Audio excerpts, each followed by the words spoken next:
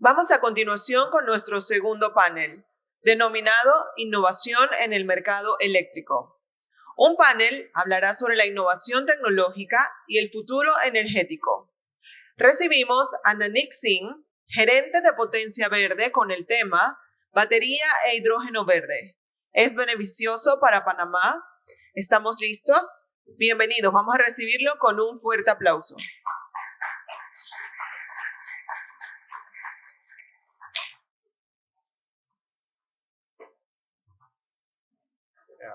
Hola, ¿qué tal a todos?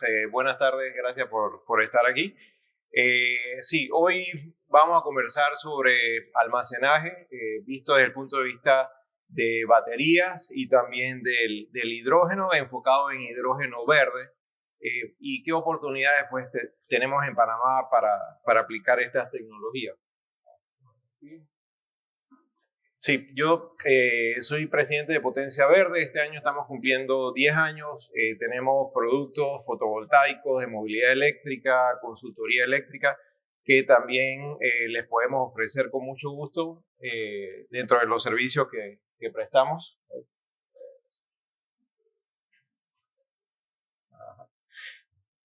Estos son otros productos que tenemos también.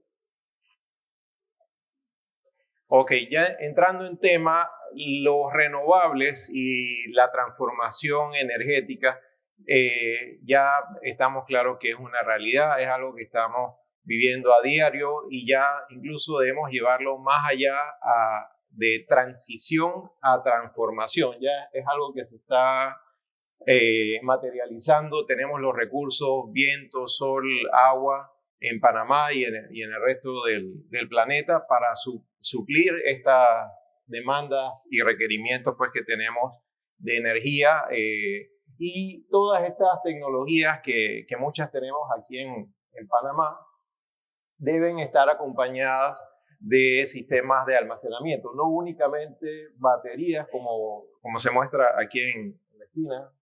Si me ayuda el control. ¿Hacia dónde debo apuntar? Hacia arriba. Ok.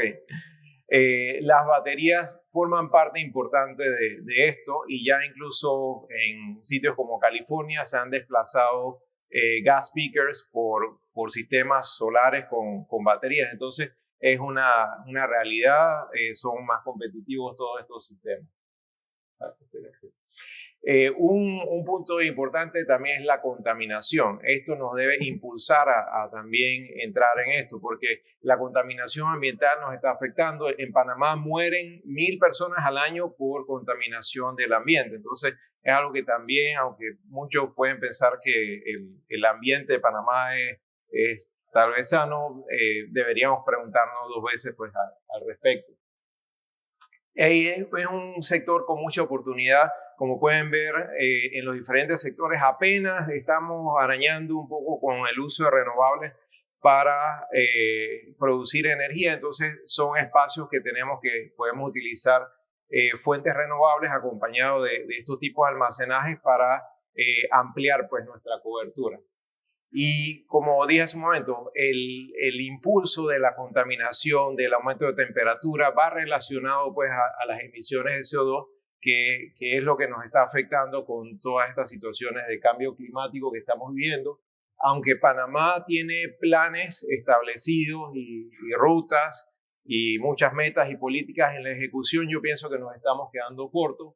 Y es claro que los pronósticos que hay para uso de gas natural, que bueno, natural no es, pero gas, y combustibles diésel, gasolina, nos van a impulsar pues, a seguir contaminando. Entonces, todo esto lo podemos cambiar y son oportunidades que tenemos en el sistema, ¿no? Estas son las proyecciones que hay. Entonces, todos estos renovables que disponemos en Panamá, que no incluyo ni biocombustibles ni biogás, porque para mí lo que se quema no es renovable porque está produciendo algún tipo de emisiones, acompañado pues, de estas tecnologías de hidrógeno, de batería, nos pueden dar pues, resultados también mucho más favorables al sistema eléctrico. Y los costos los sustentan. Aquí pueden ver el Levelized Cost of Energy. Pueden ver acá arriba todo lo que es solar, geotermia, viento, que sus valores están más hacia la izquierda, o sea, son un costo mucho más competitivo que todos los gas peakers, nuclear, de tecnologías contaminantes o que representan riesgo. Entonces, las baterías, ¿qué está pasando con las baterías? Es un mercado que, como pueden ver, el crecimiento que se espera es muy interesante. Son billones de dólares que se están apostando a esta tecnología y tiene ciertas tendencias que debemos observar, como el uso de baterías de litio, que ya prácticamente litio ferrofosfato son baterías muy seguras que nos brindan pues capacidad disponible. Y hay otros temas como las baterías de flujo, que también, a pesar de que son un poco más grandes o no podemos ponérselas a un carro tal vez, son baterías que nos llevan pues a almacenar energía y sin utilizar tantos minerales pues que son complicados de extraer o conseguir. Ay, se estaba adelantando esto un poco más rápido yo. Y las tendencias de crecimiento, como pueden ver, en tipos de tecnología que se están estudiando, creación de empleos, nuevas compañías que están entrando en este sector, es bastante dinámico y estas son oportunidades pues, que podemos aprovechar aquí en Panamá. Ok, ¿qué se ha hecho en Panamá? Como mencionó Jorge hace un momento, hay ciertas regulaciones que han salido pues, por avisos de la SEP, donde se han incorporado procedimientos para el uso de baterías. Lamentablemente no han sido, digamos, muy profundos estos cambios. Se han sacado estas 3 últimas resoluciones, que básicamente unos cambios a las reglas comerciales que son algo superficiales y también la oportunidad de que ETESA pueda manejar baterías al igual que clientes con cargas críticas. Entonces, vamos a ver. Ok, pero la parte de baterías para centrales renovables es donde nos quedamos un poco rezagados, pues, porque necesitamos profundizar más en esa sección. Entonces, las reglas de mercado mayorista, básicamente lo que se estableció fueron definiciones de qué tipo de baterías se pueden utilizar para almacenamiento de generadores, para transmisión, pero no, digamos, no avanzamos mucho más de simplemente pues, definir cuáles son los conceptos pues, que debemos estar viendo. Aquí pueden ver un extracto pues, de las reglas comerciales que se enfoca en simplemente definiciones de cómo son las baterías, el sistema de desconexión. Ya con el reglamento del mercado debemos profundizar y bueno, donde sí se establecieron un poco más, digamos, criterios más profundos fue en la parte de transmisión y en la parte de clientes críticos, que son estos 2 anexos que ven aquí, el procedimiento para cargas críticas y el de transmisión. Entonces, ¿en qué nos ayuda esto? No hay mucho y por eso mi planteamiento es que debemos enfocarlo, y ya por lo menos mencionó Jorge, que se van a hacer consultorías, pero sí pienso que debemos movernos un poco más rápido con esto porque es oportunidad para crear los incentivos adecuados para que las empresas inviertan en esto, en baterías, en sistemas de almacenamiento y crear agentes del mercado de baterías, que eso no lo tenemos y no lo podemos aplicar actualmente. Esto es un ejemplo de lo que ha pasado en California. En el último año los precios del mercado han caído y los generadores han tenido ciertas pérdidas, como pueden ver el 23 con el 24, pero a raíz de que ellos sí tienen una regulación bastante fuerte de baterías, han podido esos mismos generadores crear un mercado de contratos internos privados donde ellos están aumentando mucho más sus ingresos debido a que están planteando baterías que prestan servicios pues, a la red y a otros usuarios Y estos son, como pueden ver, ingresos importantes para estos generadores. Entonces, ese es un mercado que podemos aprovechar acá, porque al final necesitamos esa flexibilidad para poder utilizar los renovables pues, de forma adecuada.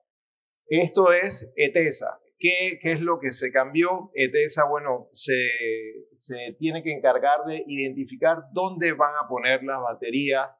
En el plan de expansión ya va a haber una sección relacionada a esto y debe hacerlo pues de forma costo eficiente, pues, o sea, no vamos a poner baterías por todas partes, tiene que ser sustentado y estas baterías van a operar de acuerdo pues a las pautas que dé el CND de inyección, de retiro, de forma eficiente. Entonces, ETESA ya se volvería como una especie de un agente y entonces tiene que también cumplir con ciertos compromisos de mantenimiento de la operación de estos sistemas de baterías, ¿no? Lo cual es bueno porque al final lo que vamos a buscar es confiabilidad para el sistema, pensando como los locos, como dice, tal vez a punta de baterías no hay que hacer una cuarta línea de transmisión, por ejemplo.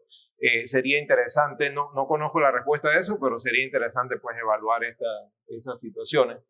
Para clientes de cargas críticas, la reglamentación se enfoca en clientes tipo hospitales, policía, cárceles, donde la confiabilidad es vital. Esta foto que ven acá son doctores iluminando a una persona que están operando a punta de celular porque no tienen suministro eléctrico. Creo que las fotos son de Venezuela, pero esto, aunque no estamos en una situación tan crítica, nos permite utilizar baterías ya sea internas o externas que van a ser manejadas por la distribuidora para darle confiabilidad a los clientes. Entonces, esto nuevamente también es importante que se establezcan las regulaciones para que se motive pues, a que las distribuidoras pues, puedan cumplir con este proyecto que al ser un respaldo de la confiabilidad de cargas críticas nos va a representar mejores condiciones para todo el país en general, ¿no? Sí tiene que manejarse dependiendo de las capacidades con permiso del Ministerio de Ambiente, bomberos y demás, ¿no? Bueno, en Panamá hemos visto lo que es front of the meter batteries, o sea, baterías que están frente al medidor, que incluso nos estamos quedando cortos con la parte de utility scale, que los generadores puedan tener baterías. Pero hay otra parte de la película que son behind the meter, o sea, las baterías detrás del medidor, que son las baterías que yo como usuario puedo instalar en mi casa, en mi empresa, en mi industria y manejar diferentes situaciones, no solo de suministro directo mío, sino también aportar a la red, así como mencionó Roberto el caso de ENSA con los generadores, eso lo podrían hacer clientes privados y entregar a la red para darle sostenibilidad. Entonces, hay sistemas de baterías que ya el crecimiento que se está dando a nivel global es importante porque los costos se están yendo abajo con mucha fuerza. Entonces, necesitamos también apoyar estos sistemas con integración fotovoltaica y aprovechar nuestros recursos solares que tenemos en Panamá o de generación distribuida de otro tipo, conjunto con baterías para beneficiar no solo a los usuarios particulares, sino a la red. Pero necesitamos entonces que la regulación nos brinde las señales adecuadas para decir, ok, yo voy a poner un sistema de baterías de tanto para cubrirme yo, pero también en momentos aportar a la red, como ha pasado en California con los incendios y demás. También todo esto nos ayuda con una red virtual o unas plantas virtuales donde yo puedo despachar energía a la red. Es muy importante el tema de la digitalización, el AI, porque al final todas estas transacciones que se van a dar tienen que estar reguladas y manejadas de forma óptima para que se aproveche al máximo. Los incentivos que se necesitan deben venir pues, de una regulación clara. Disculpen. Ok. Porque tenemos mercados de capacidad de frecuencia que se pueden aprovechar pues, con todos estos sistemas de batería. Ya en Panamá tenemos creo que 4.000 vehículos eléctricos que tal vez si decimos que son de 60 kilos son como 240 megas en baterías. Entonces esto también se puede integrar con estos sistemas. Ahí tengo un poco de baterías rodando por la ciudad que nos pueden apoyar a la red. Y también, como habló Roberto sobre los grandes clientes le está pegando fuerte el tema de la demanda y a través de este tipo de sistemas behind the meter, las baterías pueden darle un break a cierto tipo de clientes para entonces también reducir su costo de batería. Esta siguiente imagen es por la por la consultoría que está haciendo una empresa para la SEP y en la cual nos oponemos como Cámara Solar a que esto prosiga, porque lo que está buscando es cambiar el sistema de net billing y esto va a traer definitivamente desastres al país, porque tenemos más de 5.000 personas trabajando en solar que se van a ver afectadas por esto.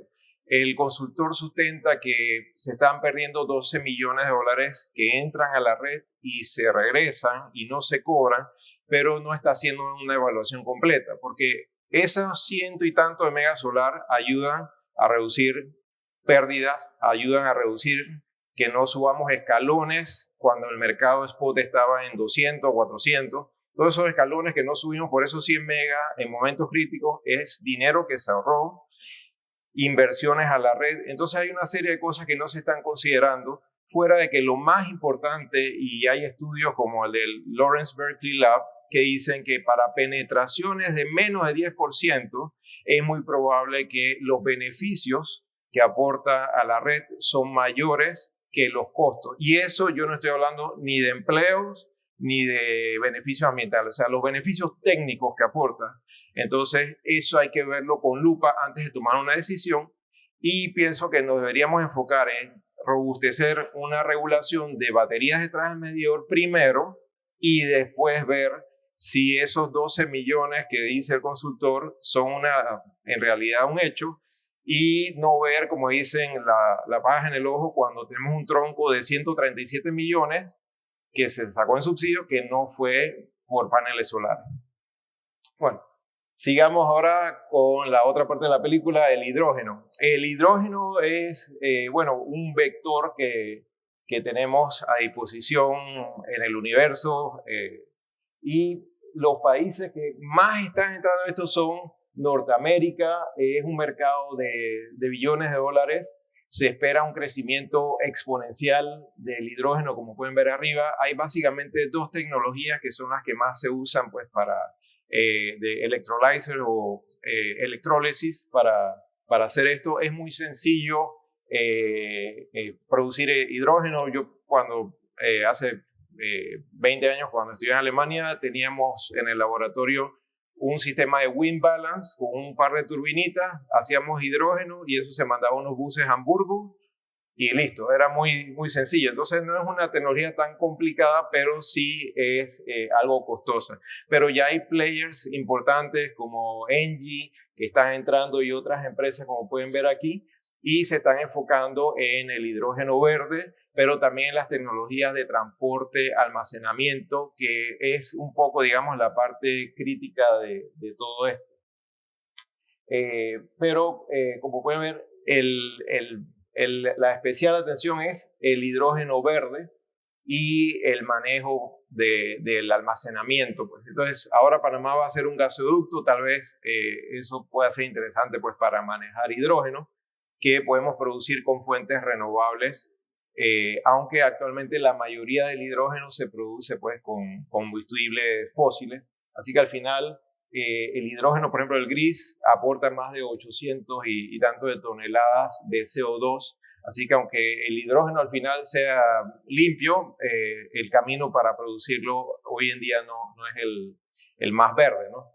Entonces existen varios tipos de estudios. McKinsey realizó uno donde ellos plantean que de aquí al 2050 más o menos el 20% de nuestra energía puede provenir del hidrógeno verde, lo que nos va a brindar ahorros importantes, también generación de divisas y, por supuesto, muchos empleos pues, en este sector. Aquí es un poco para que vean las características del hidrógeno. Como pueden ver, lo principal, la densidad energética es muy superior pues, al gas, al diésel. Es un combustible seguro de manejar. Se produce más que todo por costos con tecnologías fósiles, que son las que están acá a la izquierda, pero pueden ver que solar, viento, tienen un rango bastante amplio, así que hay países como Chile, por ejemplo, que tienen eficiencias muy interesantes con solar, que ellos están apuntando pues, a tecnologías de estas y están bajando sus costos muy próximos a lo que es los combustibles fósiles. Muchas gracias. Okay, perfecto. Sí, ahora sí. El hidrógeno tiene muchos colores y básicamente dependen de dónde lo sacamos y las emisiones que produce. El marrón, café, chocolate, como quieren decir, es básicamente de metano, de carbón, y de acuerdo a las emisiones que producen tenemos diferentes colores, como el rosa, que es de nuclear, tenemos amarillo, que utiliza fuentes mixtas de renovables, a veces hasta con algo de combustible, y el principal pues de la tarde, el verde, que sí es puramente pues con fuentes renovables. Hay varios estudios de IRENA, de Bloomberg, que plantean pues que el mercado pues que se avecina es importante pues de hidrógeno de muchas toneladas. Aquí estamos hablando más de 500 toneladas pues que se espera de aquí al 2050 que se requieran. Okay. Pero como les mencioné, la mayoría ahora mismo se está produciendo es con combustibles fósiles. Entonces, lo que trae algunos peligros, como el greenwashing, que puede darse por temas de mezclas que se quieran considerar con... Ahora no funciona. Sí, ahora sí. Aquí pueden ver el proceso. Al final son procesos que nos emiten CO2. Porque estamos usando combustibles fósiles, así de sencillo. Entonces tenemos que aplicar hacia lo que es electrólisis con energía renovable, donde básicamente se pasa la energía eléctrica por agua y el H2O se vuelve H2 y O. Y eso posteriormente lo podemos utilizar con celdas de combustible para producir entonces electrones limpios que no van a tener más que vapor de agua y listo como residuo. Aquí es un poco el esquema pues, de cómo sería esto. Tenemos la producción a través de fuentes renovables. Se puede usar el hidrógeno directamente o se pueden hacer algunas transformaciones, por ejemplo, para crear combustibles sintéticos. O acá abajo, digamos, el hermano del hidrógeno, el amoníaco. Esto ya entonces está el sector de transporte, de cómo se puede manejar barcos, tuberías, tanques. Y los usos finales están muy importantes. La industria de acero está apuntando mucho al uso de hidrógeno verde pues, para descarbonizar su producción. Y también está la industria de transporte, que estamos en Panamá. Aquí tenemos hub de copa, barcos. Empieza a hacer sentido pues, que hagamos esto aquí en Panamá. Y asimismo hay mercados como el europeo, coreano, Japón, que están muy interesados también en el hidrógeno verde para edificios, calefacción y demás. Entonces, es una necesidad que se está dando. Entonces, ya para resumir, es un vector de energía que nos va a proporcionar pues, oportunidades económicas, es seguro, es un mercado que está en crecimiento y tenemos que aprovecharlo. Este es un pantallazo de IRENA de cómo debemos llevar esta transformación. Y si observan, acá prácticamente todo es fósil. Ellos apuntan a que a través de eficiencia energética, y por eso ven que vamos de 378 a 348, vamos a llevar al planeta adelante, siendo más eficientes. Por eso tal vez algunos generadores pueden estar preocupados por los techos solares, porque se está reduciendo el consumo, pero los techos solares no son el tema, es la eficiencia energética la que está reduciendo esos consumos. Si yo tengo 100 casas, hoy en día con el 4% que dice que tenemos solar, son 4 casas con techos solares, pero las 100 casas pueden poner aires inverter, luces LED, y ahí es donde está entonces que enterramos un transformador que entonces se está usando menos, pero hay que pagarlo porque está ahí enterrado y hay que pagarlo en la tarifa. La electricidad nos brinda una oportunidad, y esta electricidad que sea de fuentes renovables debe ser de 21 a 51, y como muestran ellos, apostando a un 90% de renovables. Ven el mapa, Panamá no está en los mejores costos para producir hidrógeno. Está Chile, en África, en Asia, pero tenemos la capacidad logística, la posición geográfica para ser, digamos, los orquestadores de dónde viene y para dónde va. Entonces, esto significaría creación de infraestructura en el país para precisamente transportar este hidrógeno, en su mayoría verde, a los que lo necesitan.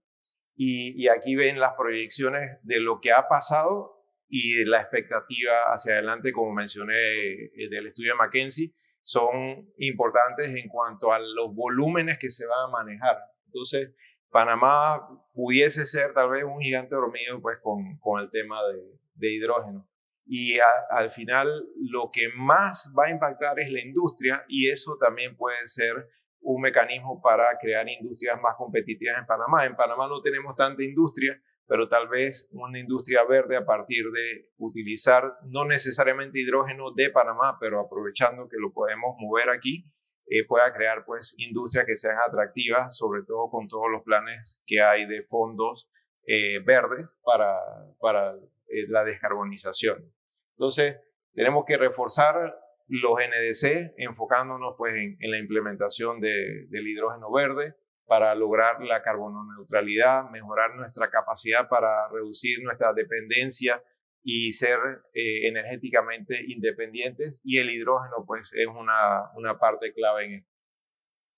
Esto es básicamente qué tendríamos que hacer. Ya se han hecho algunas cosas porque ya tenemos un plan, una estrategia, pero es básicamente evaluar en más detalle cómo se come el asunto que podemos materializar aquí, para que entonces, en base a un contexto internacional, porque el mercado de Panamá sería muy pequeño, ya casi termino, me robo 3 minutos de Urriola, podemos entonces hacer asociaciones público-privadas que nos brinden pues la capacidad de desarrollar esto. Y voy a saltarme, estos son los usos que ya mencioné. Los costos no son los más competitivos, como pueden ver, el hidrógeno está por acá arriba y acá abajo están los combustibles. Y a nivel de eléctricos, los eléctricos son mucho más eficientes en el uso de esa misma electricidad para mover un vehículo. Hay inversiones en camiones, pero tienen competencia también fuerte de los eléctricos que pueden hacer lo mismo. Aunque está el tema del peso, que es fundamental también a medida que quiero más distancias y recorridos más amplios, pero ya se están haciendo aviones, hay barcos que están moviéndose con hidrógeno, y todo eso se puede hacer también con el primo del hidrógeno, que es el amoníaco, y que básicamente nos proporciona características más fáciles de manejar, como lo son temperaturas más bajas y presiones también más reducidas pues con el hidrógeno. Este es el perfil del amoníaco, lo que se espera también. Entonces, amoníaco, hidrógeno, Panamá hace sentido. Y muchas gracias. Y acuérdense, no va el impuesto al sol.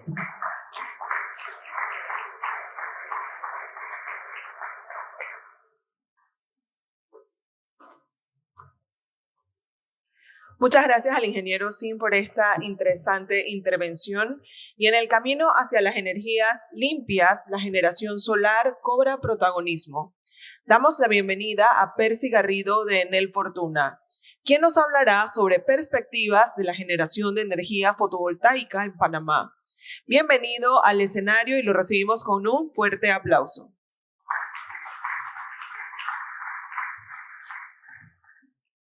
Hola. Buenas tardes. Bueno, tengo la oportunidad de hablarles un poco sobre nuestra experiencia en generación solar. Otra impreso, así que tengo que voltearlo. Sobre las perspectivas de control.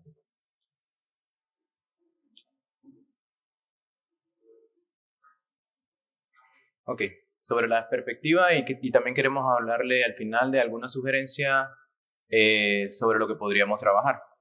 Un poquito nuestra experiencia, por los que no la conocen, en generación solar en el país tenemos 11 proyectos, 162 megawatts. La mayoría de nuestros proyectos han sido desarrollados gracias al mercado de grandes clientes. Realmente es una oportunidad para desarrollar este tamaño de proyecto. Tiene su espacio de mejora que en otras ocasiones hemos hablado, pero bueno, ahorita vamos a hablar de la generación solar.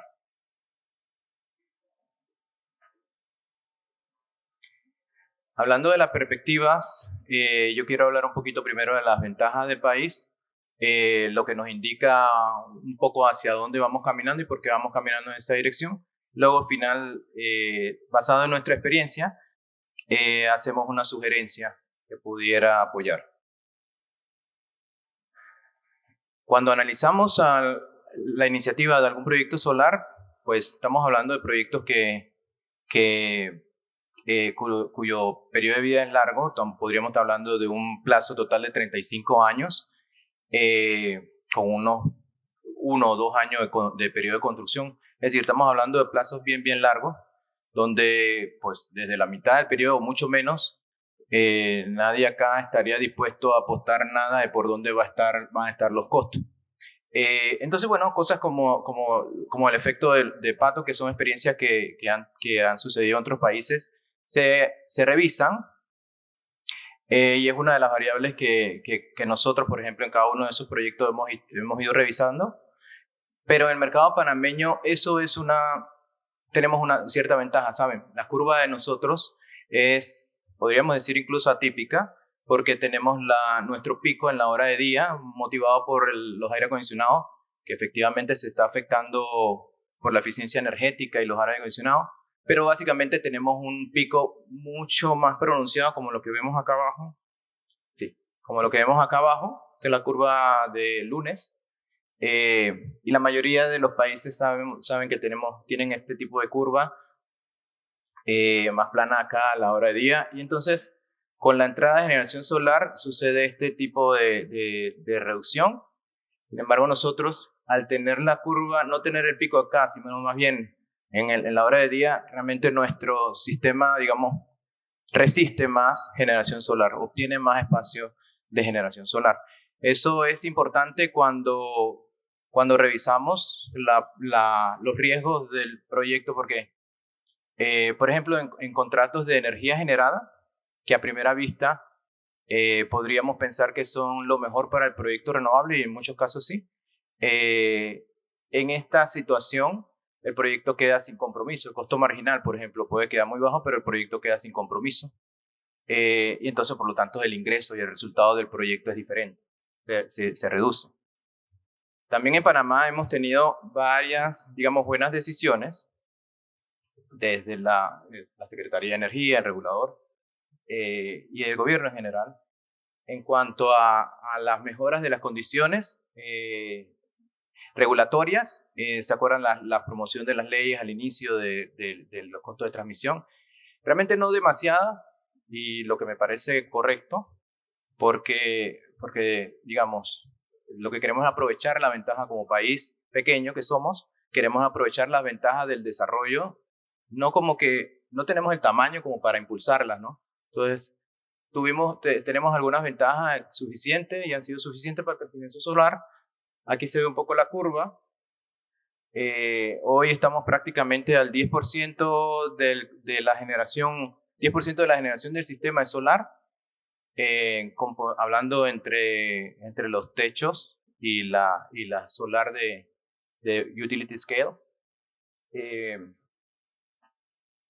También fuimos, claro, en este crecimiento que hemos tenido, que se motivó o se abrió con estas ventajas regulatorias, aprovechamos de las reducciones de costos, lo que nos ha dado mejores beneficios.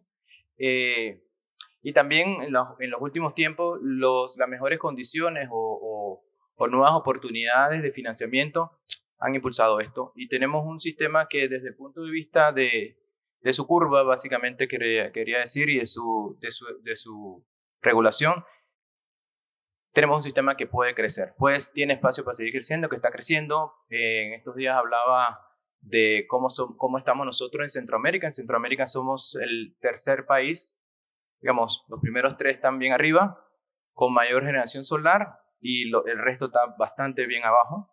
Y entre esos 3 tenemos a Honduras, que los que saben, creció básicamente por 2 licitaciones, en donde se aceptaron precios bien altos y bueno.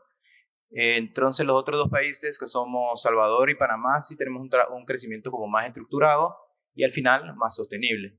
Venimos creciendo y realmente es lo que podemos seguir esperando.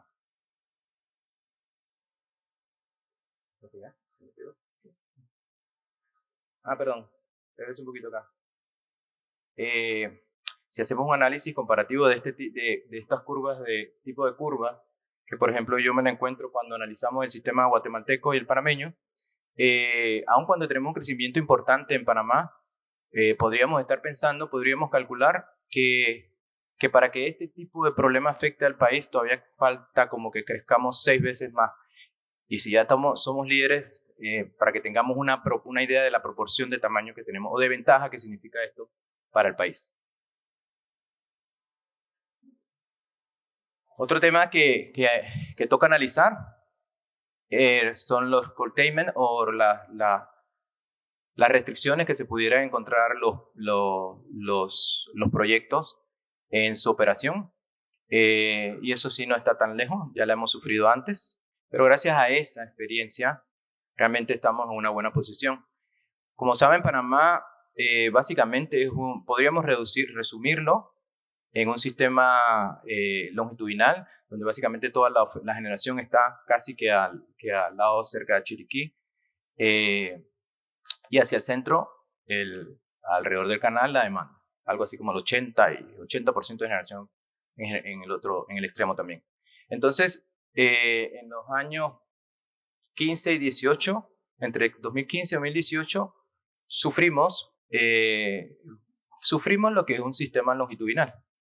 Se retrasaron los proyectos de transmisión y la restricción fue tan grave que el recurso se fue reduciendo en la generación, en ese tiempo digamos no había tanta solar, pero la generación de pasada sufrió porque se tenía que reducir por la capacidad, aunque sí sufrió, pero realmente se le daba prioridad.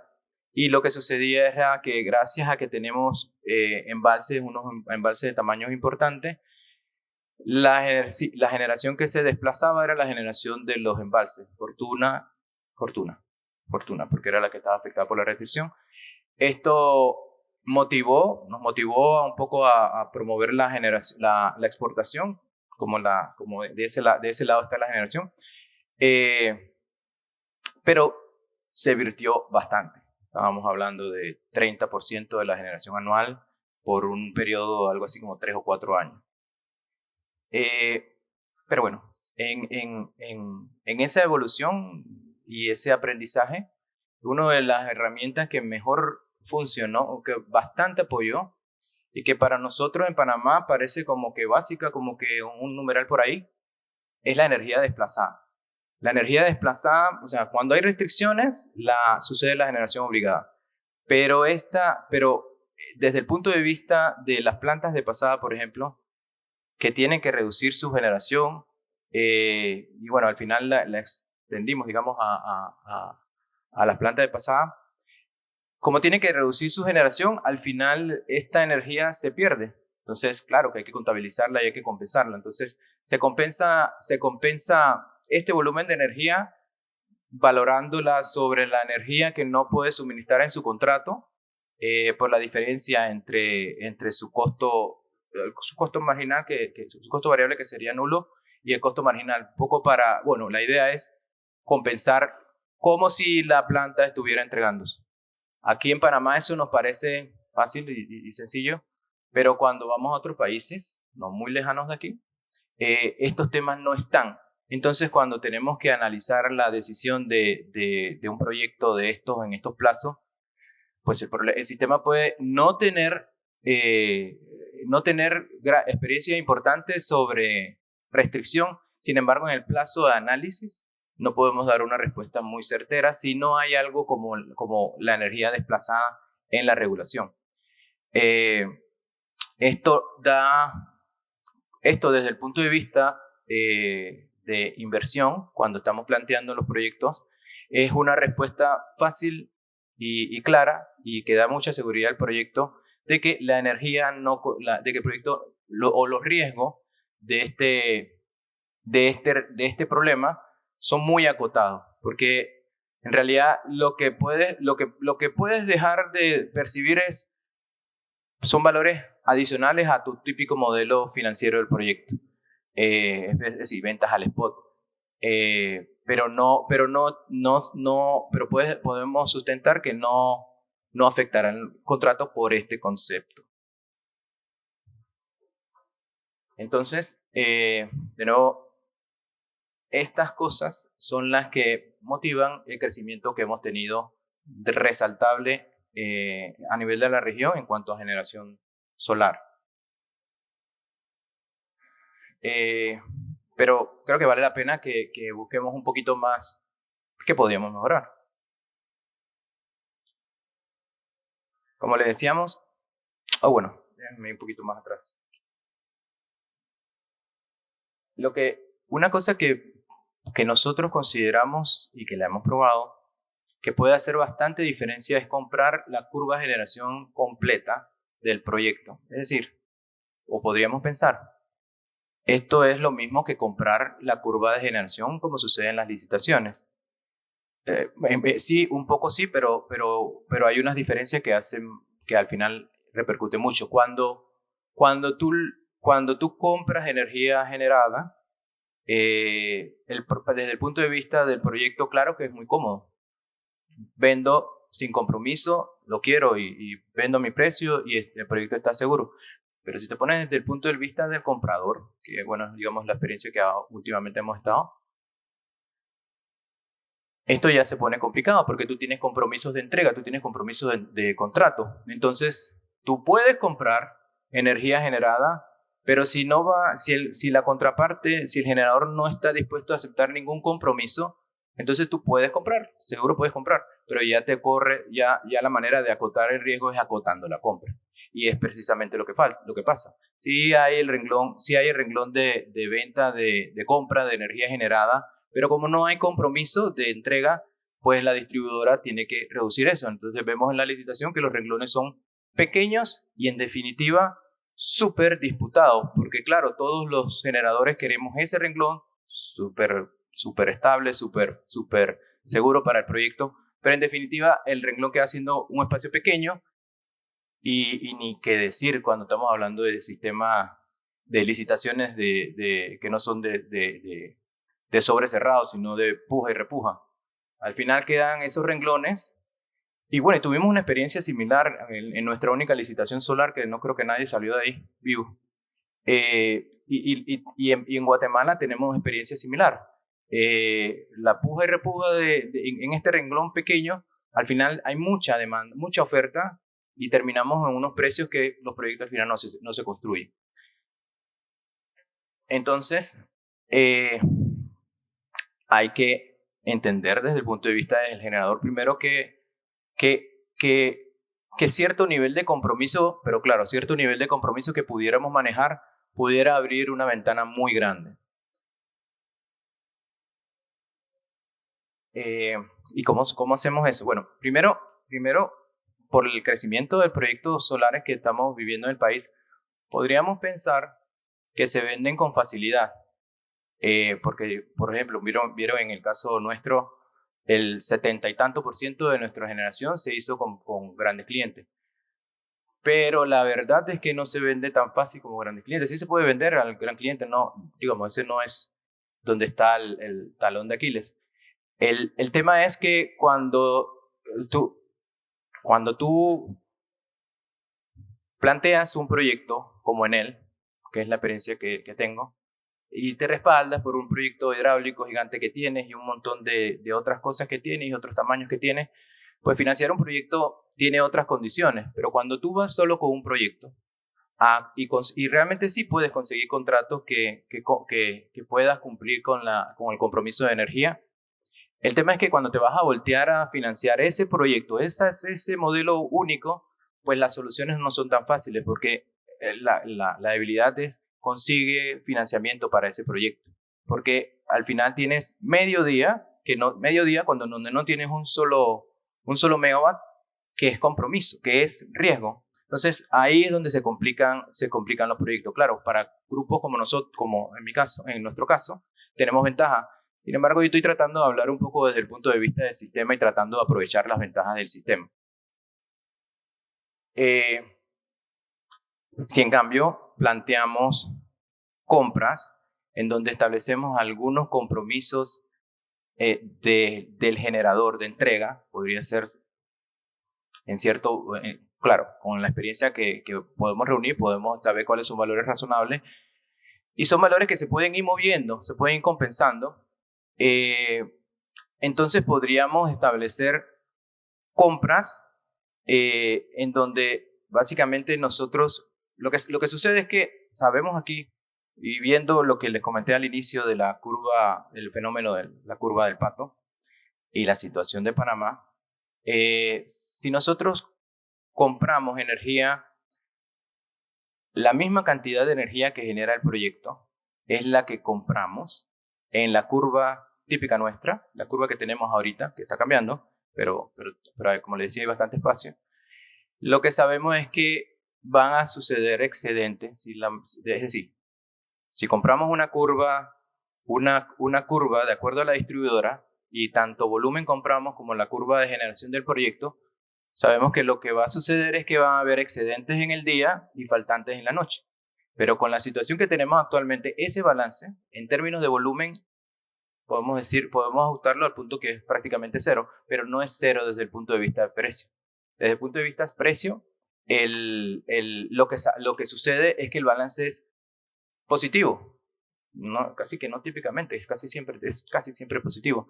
Entonces, ese tipo de compra lo que hace es que lo que permite es que tú compres a un precio fijado y realmente quedas con un balance positivo. Parece poca la diferencia, pero el tema es que esa compra, al final, pasa lo que hemos visto nosotros desde nuestra experiencia, es que sí abre apertura a nuevos proyectos, a bastantes nuevos proyectos. Decíamos, ¿por qué? Porque al final ¿qué presenta el generador? ¿Qué recibe el generador? Un compromiso de energía generada con ciertos compromisos de entrega manejables y que tiene un ingreso fijado. Pero eso cuando va a financiarse, ya hemos visto la experiencia, cuando va a financiarse, ya ese es otro escenario. Es un compromiso de energía generada y el arreglo, el balance ese lo hace en nuestro caso, porque tenemos la experiencia, pero eso se transforma en muchas más oportunidades.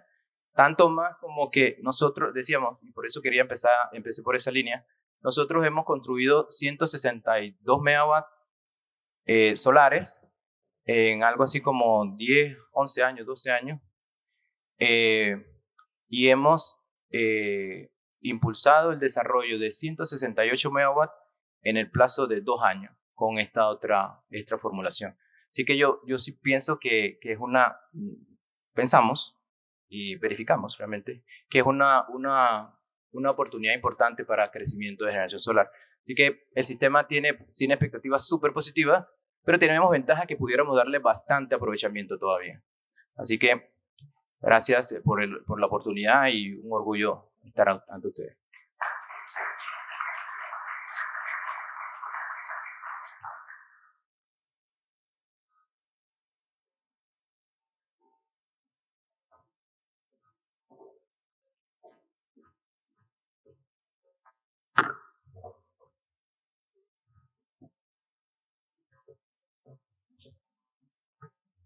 Ok, muchísimas gracias al ingeniero Percy por su participación. Finalizamos este panel con una mirada al consumidor como generador. Escuchemos a Javier Gutiérrez de Ciros con su tema Avance del prosumerismo y la generación distribuida en Panamá. Vamos a darle un aplauso y la cordial bienvenida.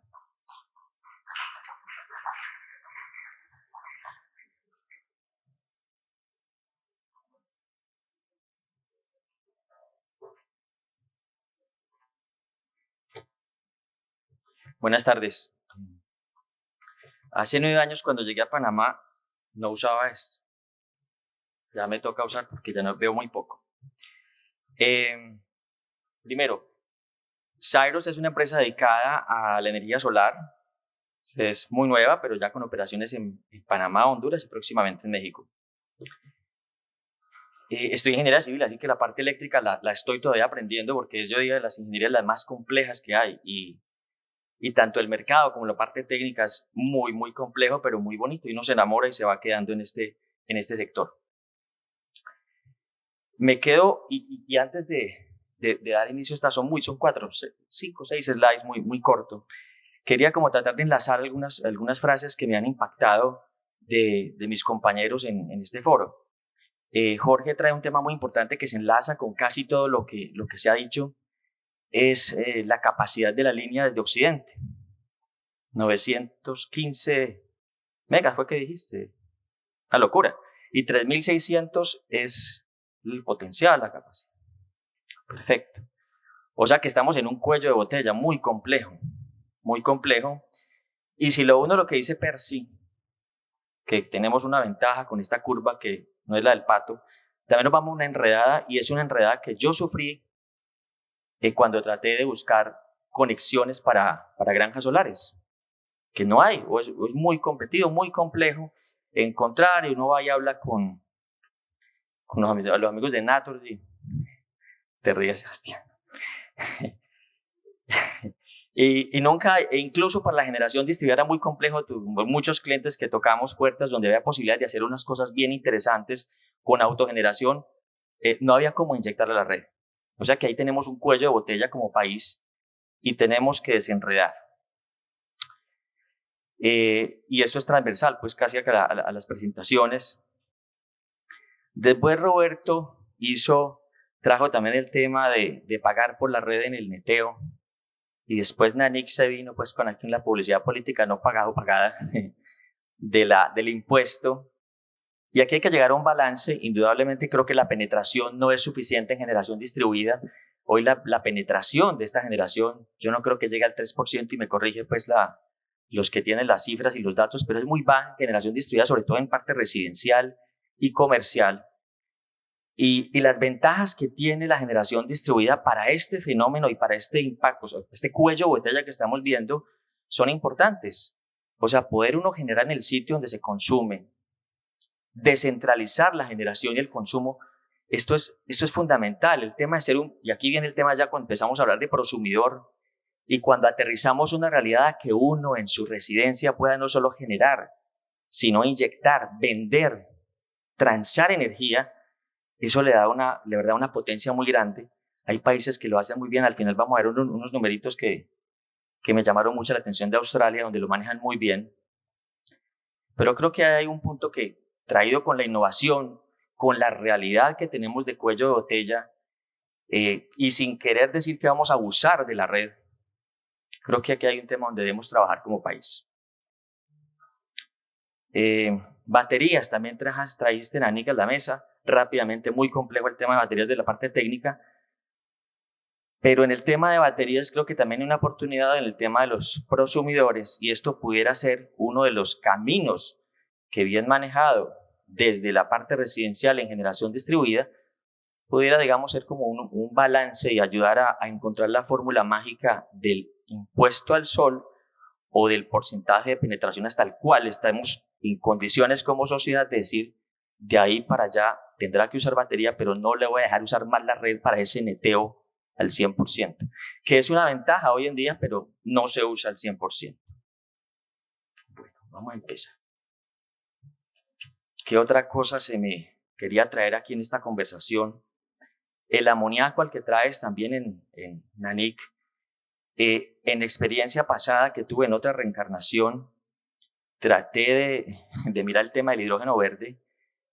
Y del hidrógeno verde lo que me quedó en esa experiencia es que para generación de energía tal vez nunca se vaya a dar. O sea, tal vez nunca vamos a tener generación de energía, porque es utilizar generación de energía verde, estamos hablando eólica o solar, para hacer la electrólisis, ¿cierto? Y a partir de ahí, con esa electrólisis y convertir el hidrógeno, y el hidrógeno llevarlo a generación de energía. Esto es un sistema que suena medio ineficiente. Y el tema de transportarlo, salvo que sea en amoníaco, solo el hecho de llevarlo a otras geografías, pues ya va a tener un impacto. Hay que mirarlo con donde coincidimos, y lo digo con experiencia porque lo aterrizamos ya a modelos de negocio prácticos, es la descarbonización de industrias como el acero, como el tema de fertilizantes con el amoníaco, cemento, industria de cemento, y creo que hay una oportunidad para descarbonización a través del hidrógeno verde, y eso va a usar recurso solar eólico en el tema. Bueno, yo quería como arrancar así como para ir calentando motores. Bueno, estas son unas frases muy cortas que me robé por ahí googleando. El primero es casi que federalismo, es descentralizar, es volver al consumidor, al cliente, en el actor central. Siempre nos paramos del modo de la red, del regulador, del sistema, pero al final del día, y lo digo que el consumidor, miremoslo como residencial o industrial o comercial, ese es el eje que nos mueve. Al final del día es por el que nos debemos como industria. Debemos transformarlo como el actor central. Por eso es tan importante la autogeneración. Latinoamérica ha sido importante para el tema del autoconsumo y debe seguir siendo.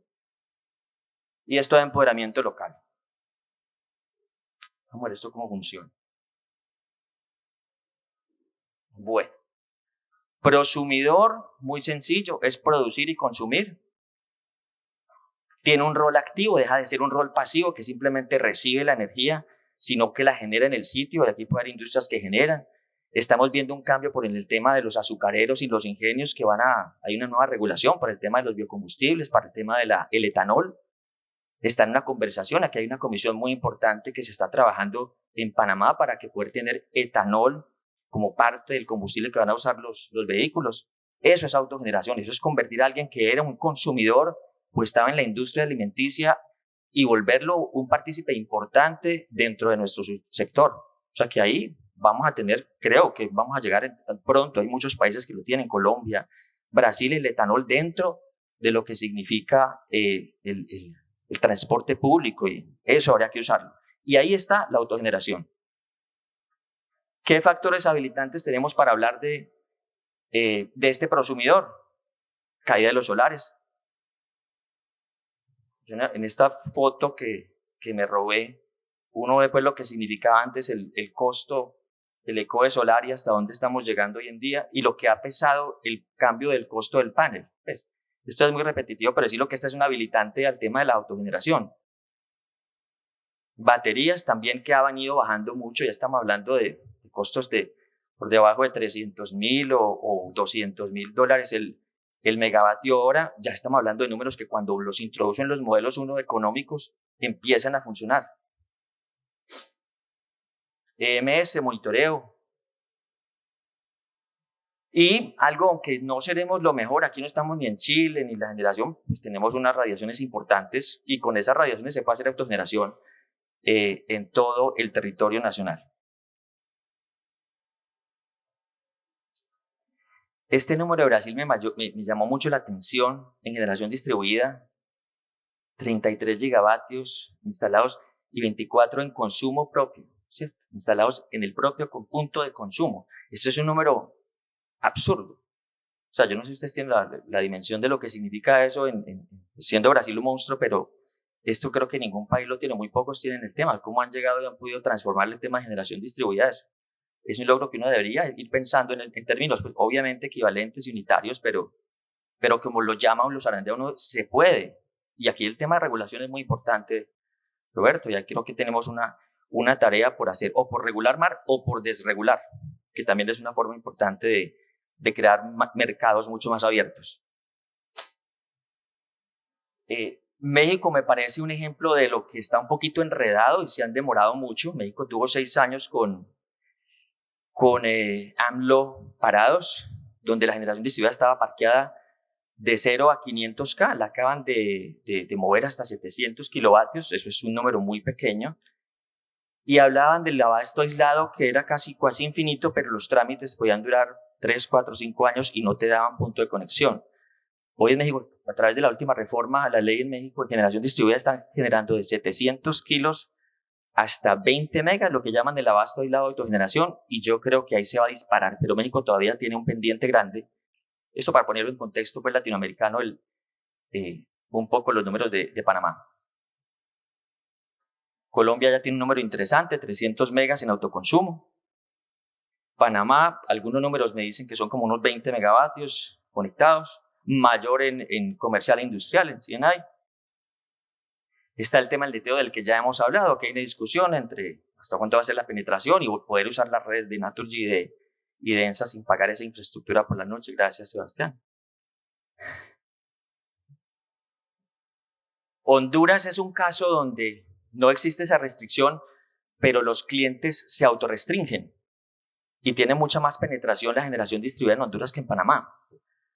Yo tuve una experiencia pues con la compañía anterior con la que trabajé muchos años y mientras aquí instalaba, no sé, 2, 3 megas, allá eran 10 megas, tuvimos almacenes de 12 megas, unas solas naves de 12 megas en instalación y generación distribuida, pero lo que hacían ellos y lo que pensaban era tan malo, el ENE es tan mala y tan compleja que diseñaban sus sistemas solares por debajo de la demanda, entonces hacían un diseño para inyección cero. Pues no hay neteo y así lo hubieran, no les interesaba porque primero no se los iban a pagar, pero con eso sí, simplemente con decir que va a estar por debajo de la demanda, aquí pudiera haber mucha más generación distribuida.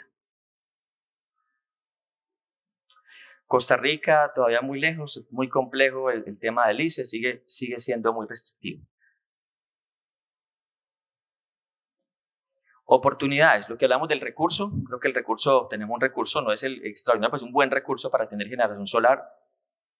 Está un régimen simplificado, no hay límite legal de neteo y sí técnico, y aquí voy a poner un caso de neteo que tuve con un cliente alguna vez, es que el cliente estaba en Gran Cliente, aquí se habló de Gran Cliente, que para dónde iba Gran Cliente, Roberto lo mencionó, que para una pregunta de aquí del auditorio de para dónde van los grandes clientes.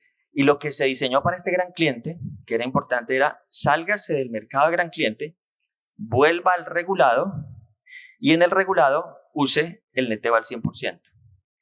Siempre y cuando el punto donde nos vamos a conectar era un circuito que la distribuidora permitiera hacer esa inyección, porque era una inyección grande, es un proyecto de 4 megas y funcionó.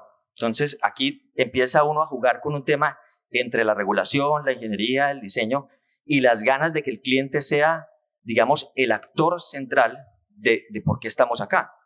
Entonces le pudimos dar la vuelta, el cliente está contento y la idea es hacer uso de esa regulación. En ese caso tenía a la disposición pues, el circuito. De no tenerlo, pues no se podía hacer ese neteo puro, pero jugamos entre el tema del mercado regulado y gran cliente. Segmentación, lo que es pues, el tema de las oportunidades de Panamá, lo que ya he hablado, regulado, grandes clientes. Faltan normas para almacenamiento, que hay una oportunidad, microredes y la comunidad. Bueno, aquí hay 3 cosas que quería traer a la mesa. Ya empiezo a ver el cangurito de Australia. Era las barreras, qué podría habilitar el regulador desde el punto de vista de la regulación, y en caso de Australia que lo quería ir tocando. Solo los generadores registrados pueden vender energía. Aquí hay un tema que nos topamos cuando nos sentamos a mirar al cliente cómo poder atenderlo en generación distribuida, es que no se puede vender energía. Aquí solo pueden vender energía los agentes del mercado, pero no las personas. Entonces uno va a generar en su casa, monta un sistema de paneles solares, pero no puede vender energía. Y creo que el tema de llevar a que uno pueda tener esa transaccionalidad y puede tener aplicaciones y pueda transar y vender energía y utilizar el spot y empezar a mover como se hace, por ejemplo, con P2P, eso debería ser digamos, el ideal hacia donde deberíamos ir llegando. Lo dicho, el neteo solo aplica para clientes regulados, no permite venta a terceros, no tenemos los mecanismos de venta entre pares, entre personas. Y al no tener el tema de poder vender energía, si alguien, digamos un cliente, y estoy ya en el mercado, está en el, digamos, el segmento de comercial e industrial, no tiene el CAPEX, no tiene la capacidad de hacer un proyecto de autogeneración, pues busca que alguna de las empresas de las tantas solares se le acerque y no le haga un EPC, un full EPC, sino dígame cómo me puede de alguna manera entregar un servicio sin que yo haga el CAPEX, y además yo no sé de energía. Normalmente pues la gente está en una industria, no sé, de hacer galletas, de alimentos, de lo que sea, pero el core de estas empresas y estas industrias no es manejar energía, no es el tener el OIM de techos solares, ni hacer el CAPEX, ni tener los recursos, porque el core en los recursos en un CAPEX cuando uno tiene una industria es el core de su negocio. Pero quien va, digamos, cuando ya me paro del lado de la proveeduría y voy a tratar de darle una solución a ese cliente, al potencial cliente que quiere tener generación distribuida, que quiere generar en su techo, no puedo vender energía. Y empieza la complicación regulatoria de cómo tener y cómo repagar el sistema desde digamos, parado en los zapatos de quien va a hacer el CAPEX. Entonces, aquí vuelvo al tema de no poder vender esa energía, de no poder comercializarla desde esa autogeneración en el sitio. Creo que aquí podría amplificar, multiplicar, escalar la financiación y los modelos como pueden muchos operadores, gente interesada en trabajar en generación distribuida, poder llegar y crear muchos más clientes. Entonces, el modelos de leasing, de energy as a service, son difíciles de estructurar porque hay que estar muy con cada sílaba pensando en que aquí no se está vendiendo energía al cliente final. Entonces se monta un techo y el dueño del techo no le está vendiendo energía al cliente final. Ese es un reto regulatorio que creo que solo haciendo una pequeña modificación pudiéramos tener gran éxito y volver mucho más grande esta parte de prosumidor. Creo que hay como repetir lo repetido, autorizar la venta limitada de excedentes sin requerir una licencia como generador, crear un marco regulatorio que permita este intercambio de P2P y habilitar modelos simples de financiamiento basados en generación sin cambiar la categoría tarifaria del cliente, del usuario final. Australia, cualquier usuario puede inyectar energía, recibir un pago ofrecido por su comercializador y existen plataformas como en P2P como Power Ledger. Sigo con Australia, penetración. Miren, 38 gigavatios instalados en el 24. 40% de los hogares cuentan con paneles solares. 2.9 gigavatios añadidos solo en el 23. La participación en la matriz energética es del 12%, no es menor. Ha llegado al 16% en picos. Ya tienen baterías residenciales instaladas desde el 23. Subsidios de hasta el 30% del gobierno. Esto habría que mirarlo si eso tiene o no sentido para nada, y dado pues nuestra aceptación fiscal, y hay que aterrizarlo. Esto simplemente es un ejemplo. Hay que tropicalizarlo y llevar pues las cosas buenas, pero no traer pues todo, sino traerlo a la condición y situación de Panamá. El intercambio P2P ya mencionado, plataformas, esquema de exposición con meta de 3 millones de prosumidores en el 2030, y obviamente se fomenta la participación ciudadana. Yo creo que cuando se fomenta la participación y se hace descentralización, seguramente tendremos gente no solo más informada, sino comprometida y haciendo mucho más negocios para que nuestra industria crezca con inteligencia colectiva. Bueno, no era más. Muchas gracias.